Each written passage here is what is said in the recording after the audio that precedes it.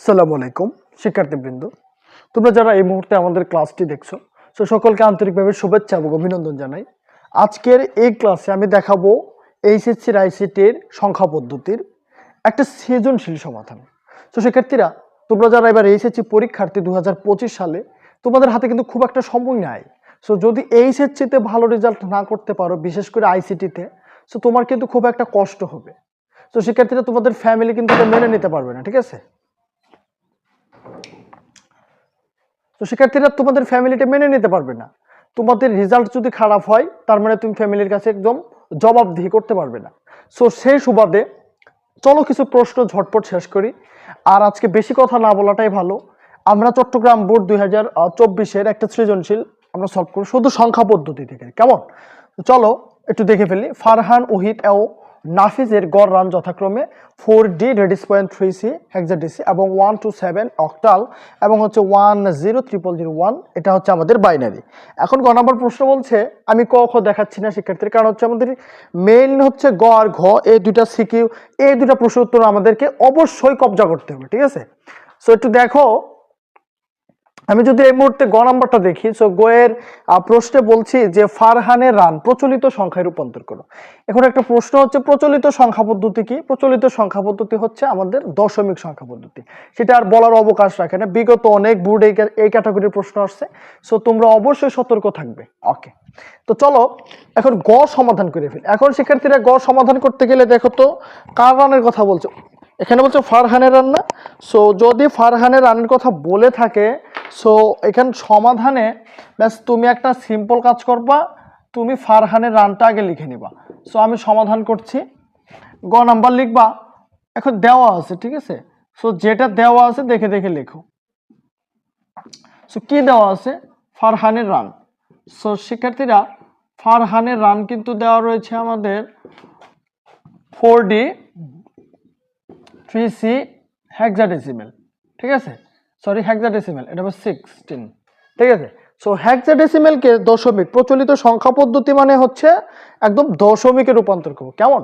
তো চলো, দশমিকে রূপান্তরের নিয়ম হচ্ছে তুমি লিখবা 4, যেহেতু বেস কত 16, তুমি 16 দিয়ে ইন্টু করবে প্লাস। এখন ডি মানে কত বলো তো? ডি মানে হচ্ছে আমাদের 13। সো 13 সাথে ইন্টু হচ্ছে 16 প্লাস 3 ইন্টু আবার 16 প্লাস সি মানে কত? 12 ইন্টু 16। এগুলো তোমরা জানো, এর আগের ক্লাসে আমি শিখাইছি, ঠিক আছে? এগুলা নিয়ে কোনো সমস্যা নাই, তোমরা জানো। ওকে, এখন রেডিস পয়েন্টের ব্যবহার যেহেতু রয়েছে, সেহেতু এই যে ডি এর ঘরটা এই জায়গায় দিবা 0, এই জায়গায় 1, এটা -1, এটা দিবা -2। সো ক্যালকুলেশন করে এটা যদি করি 16 টু দি পাওয়ার 1 মানে হচ্ছে 16। সো এই 4 16 আমাদের আসে হচ্ছে 64 প্লাস এটা 13, 16 টু দি পাওয়ার 0 দেওয়া মানে হচ্ছে 1। তাহলে এই 13কে আমাদের থাকবে 13 প্লাস 16 টু দি পাওয়ার -1 থাকলে কি হয়? 16 টু দি পাওয়ার যদি -1 থাকে, সেক্ষেত্রে আমরা যে কাজটা করি শিক্ষার্থীরা, খুবই ভালো করে মনে রাখবা, এই যে 3টা তুমি উপরে লিখে দিবা ব্যাস। এখন এই যে মাইনাস থাকার জন্য হয়, এই 16 আসবে নিচে, প্লাস 12 চলে যাবে উপরে, এই 16 আসবে নিচে, এই স্কোয়ার স্কোয়ার হবে, ঠিক আছে? এখন অনেকেই যদি এটা বুঝতে প্রবলেম হয়, তাদের জন্য আমি 1 মিনিটে শর্টকাট করতেছি। তোমরা এসএসসি লেভেলের সূচক ও লগারিদম চ্যাপ্টারটা যদি পড়ে থাকো, আমি আশা করবো যে তোমরা এই সম্পর্কে অবগত। যেমন হচ্ছে তোমরা 2 মানে 2 টু দি পাওয়ার যদি -3 হয়, সেক্ষেত্রে তোমরা কি করো? জাস্ট মাইনাসটা থাকার জন্য 1/, করে দিতে হয়। 1/, ভিত্তি কত? 2, পাওয়ার কত? 3, ব্যাস এটাই। সো আমি এই জায়গায় কি করছি, 12 মনে করো যে সাইডে যদি রাখতাম, তাহলে 16 স্কোয়ার মানে 16 ইনভার্স 2, এটাকে কিভাবে করতাম? মাইনাস থাকে মানে কি 1/, এখন এখানে মানে ভিত্তি কত? 16, উপরে পাওয়ার কত? 2। তো 1-এর সাথে 12 স্থান ইন্টু করছি, সো এখানে আসছে কত? 12। আচ্ছা, এরপরে 13 আর এই 64 যদি আমি যোগ করি, তাহলে আস্তে আস্তে 7 মানে 77 প্লাস 3 ভাগ যদি আমি করি হচ্ছে আমাদের 16, তাহলে আমাদের অ্যান্সার কত আসে একটু দেখো। আমি যদি এইটা ভাগ করি, আমাদের অ্যান্সার আসে 0.187 প্লাস এই 12 থাকলো, এরপরে 16 স্কোয়ার মানে হচ্ছে 256, ঠিক আছে? তো এখন পরবর্তী লাইনে যদি আমি কাজ করি শিক্ষার্থীরা, তাহলে বিষয়টা অনেকটা এরকম হয় যে, আমি যদি একটু দেখাই যে তোমাদের এটা যদি যোগ করে ফেলি তাহলে 77 থাকলো প্লাস 0.187 রাখলাম প্লাস 12/256 করলে হয় 0.048 সরি 6 0886। ঠিক আছে, আমি আগে হিসাব করে রেখেছিলাম। এখন এই সবকটা যদি ওভারঅল আমি প্লাস করি তাহলে আমাদের অ্যান্সার কত আসে একটু দেখো। ওভারঅল যদি আমি প্লাস করি শিক্ষার্থীরা তাহলে আমাদের অ্যান্সার আছে 77 পয়েন্ট, এখানে যদি হাতে এগুলা সহযোগ করি তো 7 আর 6 হচ্ছে 13 3, হাতের থাকে 1 1 আর 1 5, মানে 5 আর 8 হচ্ছে আমাদের কত 13। হ্যাঁ, সো এই 13 এখানে দিয়ে দেওয়া হচ্ছে 3, তারপরে হাতে রেখে এই জায়গায় এখানে 2। আচ্ছা, সো দিস ইজ অ্যান্সার 77.233, এটা হচ্ছে আমাদের অ্যান্সার। সো ফারহানের রান যদি দশমিকে রূপান্তর হয়ে যায় এর পরবর্তী কাজ এটাই হচ্ছে আমাদের অ্যান্সার। ঠিক আছে শিক্ষার্থীরা, গয়ের অ্যান্সার কিন্তু এতটুকুই হবে। এখন ঘ নাম্বার প্রশ্নটা কি বলছে দেখো তো। ঘ নাম্বার প্রশ্নে বলছে যে ওহিদ ও নাফিসের রানের পার্থক্য যুগের মাধ্যমে নির্ণয় করো। খুবই ভালো করে মনে রাখতে হবে, যদি যুগের মাধ্যমে এই কথাটা থাকে সেটার মানে হচ্ছে দুইয়ের পরিপূরক করতে বলতেছে। আর যদি দুইয়ের পরিপূরক কথাটা সরাসরি উল্লেখ করে দিই তো আমাদের ওইটা তো হইলই। ঠিক আছে, সো আমি জাস্ট এটা মিশাই দিচ্ছি। এরপরে যাচ্ছি আমরা ঘ নাম্বারে। আচ্ছা, এখন ঘ নাম্বার অঙ্ক যদি করি, সো ঘয়ে এখন যেটা হচ্ছে ওহিদ, ওহিদের রান কত দেখো তো। ওহিদের রান হচ্ছে 1 to 7, সো আগে লিখবা ওহিদ। সো যেহেতু পরিপূরক করতে বলছে সো আমি উভয় সংখ্যাটাকে আগে কিসে নিব, দশমিকে রূপান্তর করে দেব। ওহিদের রান হচ্ছে 1 to 7, এটা হলো অক্টাল। এটা দশমিকে যদি রূপান্তর করি তো 1 into 8 plus 2 into 8 plus 7 into 8, 0 1 2, হিসাব করার পরে এটা আসবে 64, এটা আসবে 16 প্লাস 7, সব কটা যোগ করার পরে হবে 87। ঠিক আছে শিক্ষার্থীরা, সব কটা যদি যোগ করে দিই তাহলে আসে কত 87। এখন নাফিজের উল্টা মানে এটা যে ওই যে তোমার রানটা রয়েছে, সো আমি জাস্ট এই সাইডে লিখছি নাফিস, এই জায়গায় লিখছি নাফিস।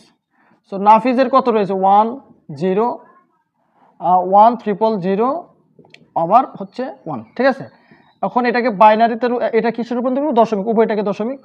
1 into 2 plus 0 into 2 plus 1 into 2 plus 0 into 2 plus 0 into 2, এইভাবে কন্টিনিউ করতে থাকবো। প্লাস 1 into 2, 0 1 2 3 4 5 6, এটা করলে আসে হচ্ছে আমাদের 64, এটা 0, এটা হয় আমাদের মেবি 16 আসবে, প্লাস 0 প্লাস 0 প্লাস 0 প্লাস 1, সবকটা যোগ করার পরে আমাদের অ্যান্সার আসে হচ্ছে 81। ঠিক আছে শিক্ষার্থীরা, যদি 81 হয় তাহলে 81 হচ্ছে আমাদের কিসে, মানে দশমিকে। এখন পরবর্তী কাজ হচ্ছে যেহেতু যুগের মাধ্যমে নির্ণয় করতে বলছে, সো এই জায়গায় আমার যে মেইন কাজটা হবে সেটা হলো আগে দেখতে হবে কে ছোট আর কে বড়। সো এখন যদি এই সাইডে করি যে এখানে লিখে এখানে হচ্ছে 87 আর এখানে 81, সো আমি জায়গায় লিখবো এখানে 87 মাইনাস 81 ইকুয়াল আমাদের 6। এখন পরিপূরক করতে গেলে কাকে করতে হয়, মানে যার সামনে এই যে ঋণাত্মক কি চিহ্নটা থাকবে অর্থাৎ মাইনাস থাকবে।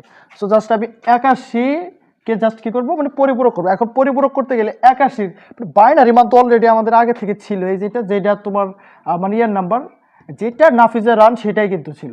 সো জাস্ট আমি লিখবো সুতরাং 81 এর বাইনারি। ঠিক আছে, তো বাইনারি মানটা কত যা ছিল তাই 10, এটা দেখে দেখে লিখবো 10 1 000, তারপরে হচ্ছে 1 এটা। এখন এইটাকে আমি বেস দিচ্ছি না, এখন 8 বিটে রেজিস্টার্ট করতে হবে না, 8 বিট। তো যদি এইটা দুই মানে পরিপূরক করতে চাই সো 8 বিট রেজিস্টার্ট করলে 1 2 3 4 5 6 7, 7টা রয়েছে ঘর, 7টা ঘর লেখার পরে তারপর একটা অতিরিক্ত কি দিয়ে দেবো 0।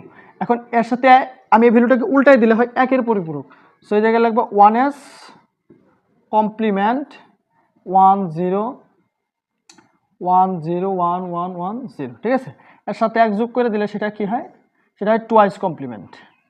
সো আমি এটা প্লাস করেই ফেলি একদম 1 1 1 1 0 1 0 1।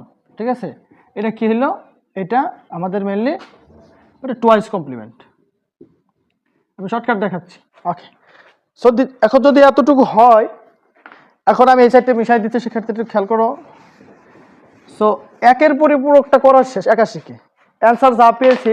এখন যেটা আমাদের ওহিদের রান মানে হচ্ছে আমরা 87টাকে আমি আবার কিসে নেব, ওটা বাইনারি করব। সো বাইনারিটা করি। এখন হচ্ছে ওহিদ লিখে 87 লিখে এটাকে কী করবো, জাস্ট বাইনারিতে রূপান্তর করব। সো বাইনারি যদি রূপান্তর করি, সো 2 দিয়ে ভাগ করলে 4 3 1, আবার হচ্ছে ভাগ করলে 2 1 1, পরে হচ্ছে 2 1 0 1, তারপরে হচ্ছে 2 5 0 2 2 হিসেবে 1 2 1 0 2 0 1। সো আমাদের এই পাশ থেকে আমি উপরের দিকে যদি অ্যান্সারটা লিখি, তাহলে আমাদের মেইনলি অ্যান্সারটা আসে হচ্ছে আমাদের 1 0 1 0 1 1 1, ঠিক আছে, 111। সো এটা হচ্ছে আমাদের মানে 87, ঠিক আছে, 87-এর বাইনারি মান 1 2 3 4 5 6 7, 7 বিটে একটা মানে ভ্যালু পেয়েছি। এখন কি করতে হয়, এখন দুইটা ভ্যালু যদি প্লাস করে দিই তাহলে আমাদের অ্যান্সার হয়ে যাবে। এখন এই যে 81-র যে মানে পরিপূরকের মান সেটা আর এই 87-র মানটাকে যদি প্লাস করি তাহলে অ্যান্সার হবে। সো এই জায়গায় দেখো যে এখন লিখবো, এখন লিখে তুমি এই জায়গায় এই মানটা লিখবো 1 0 1 0। তোমার যেটা খুশি এটাও লিখতে পারো আগে, এটাও লিখতে পারো আগে, কোনো সমস্যা নেই। যেহেতু এটা বড় সংখ্যা, এখানে 8 বিট রয়েছে, এটা আগে লিখছি 0, তারপর 1 1 1 1 1 2 3 4 5 6 7 8, এরপরে এই ভ্যালুটা লেখো 1 1 1, তারপরে হচ্ছে 0 1, আবার 0 আবার 1, প্লাস করে দাও। সেক্ষেত্রে এটা যদি প্লাস করি, সো জাস্ট বাইনারি যে যোগ সেটাই, আর কিচ্ছু না, বাইনারি যোগটা করলে এই জায়গায় হবে। সো 1 1 যোগ করলে হয় 2 2 না আমরা দেবো 0, কারণ হচ্ছে বেস মাইনাস করতে হয়। হাতে রেখে এই জায়গায় আসলে হয় 2, তাহলে 2 আর 1 হচ্ছে 3, 3 হইলে হয় 1, কেননা 3 মাইনাস বেস করতে হয় 1।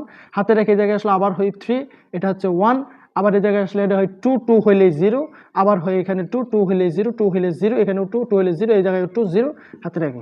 এখন দেখো ক্যারি বিট যদি হয় 1 2 3 4 5 6 7 8 9, এই যে একটা ঘর বেশি আসছে না, সেক্ষেত্রে জাস্ট এটা হচ্ছে আমাদের কি ক্যারি বিট। আমি কিন্তু এগুলো আগের পর্বে শিখাইছি।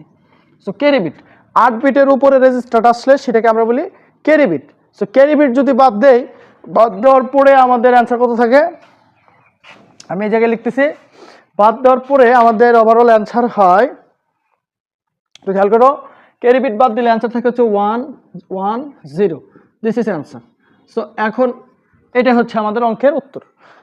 ওহিদ ও নাফিসের রানটাকে যদি আমরা এই দুইয়ের পরিপূরকের মাধ্যমে এক্সচেঞ্জ করি, তাহলে আমাদের অ্যান্সার হবে 1 1 0, কেননা এখানে ক্যারি বিট বাদ দেওয়ার পরে এগুলো শূন্যের কোনো দাম নাই, অ্যান্সার হবে 1 1 0। আশা করি বুঝতে পারতেছ। যদি এটা বুঝতে কোনো সমস্যা হয় তাহলে অবশ্যই তোমাকে সংখ্যা পদ্ধতি বা বাইনারি রূপান্তর এগুলা মানে সম্পর্কে আরও স্বচ্ছ ধারণা নিয়ে তারপরে ক্লাসে আসতে হবে। সো আশা করি বুঝতে পারছো শিক্ষার্থীরা। সো আজকের ক্লাসটা এই পর্যন্তই। যদি ভালো লাগে অবশ্যই লাইক করবে, চ্যানেলের নতুন সাবস্ক্রাইব করবে। আল্লাহ হাফিজ।